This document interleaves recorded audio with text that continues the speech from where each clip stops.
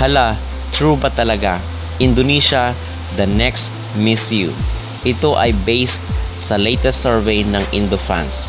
Ito na daw ang possible first Miss Universe crown for Indonesia. Samantala, si Miss Philippines ay nasa 15th spot.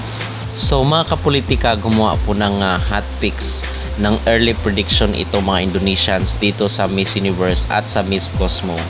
At base dito sa kanilang mga early prediction at early favorite ay lumalabas sa kailang mga pa-survey na nangunguna daw ang pambato ng Indonesia dito sa parehong Miss Cosmo at sa Miss Universe.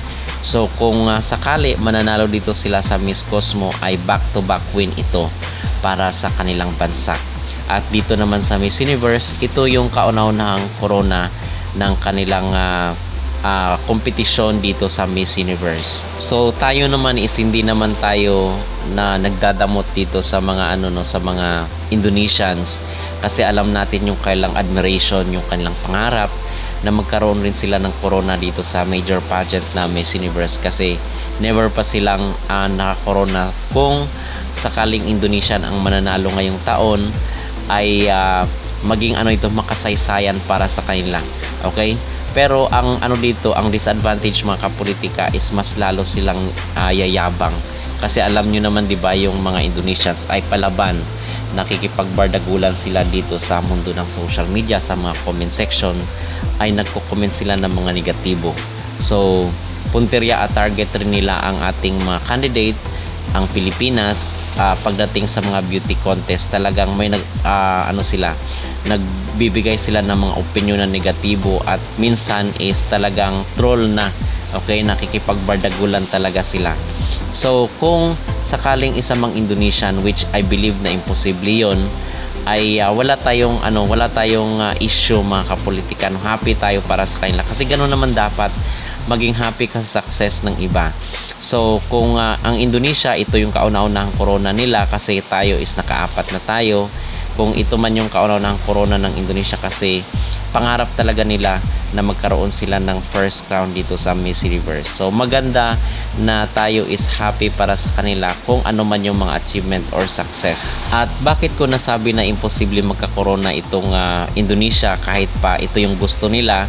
Sa tingin ko ay dahil maapektuhan pa rin ito ng desisyon ni Mr. Nawat dahil doon sa ginawa at nangyari previously yung away nila or yung tampuhan nila ng National Director ng Miss Grand Indonesia. So hindi basta-basta nakakalimot itong si Nawat mga kapolitika at kilala natin siya. So kahit ito pa yung gusto ng Indonesia, I believe na imposible pa rin mangyari yon. Okay? So pero abangan pa rin natin kasi medyo malakas rin yung kanilang candidate ngayon mga kapolitika.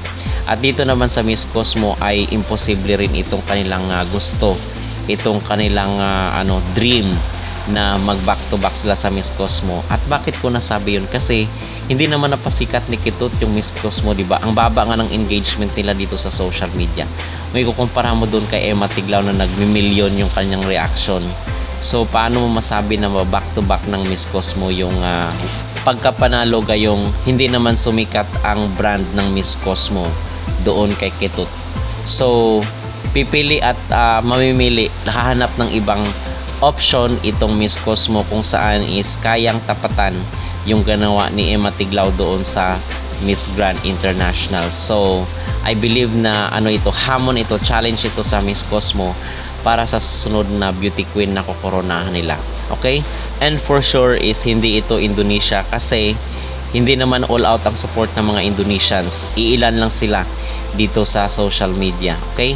Kung siguro hundreds of millions yung mag-support sa Miss Cosmo, siguro posible yon, pero gayong ilan lang sila dito sa sa mga comment section at engagement nila sa mga pages. So imposible talaga yon mga kapolitika. Kinakailangan na magkaroon ng impact yung winner, katulad ng ginawa ni Emma Tiglao na sikat worldwide.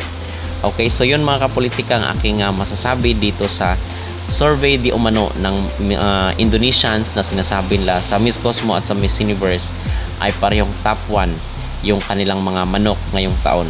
Ano ang inyong magreaksyon? mag-comment down below at huwag kalimutang mag-like at mag-subscribe na rin kayo para updated kayo sa ating mga latest issue.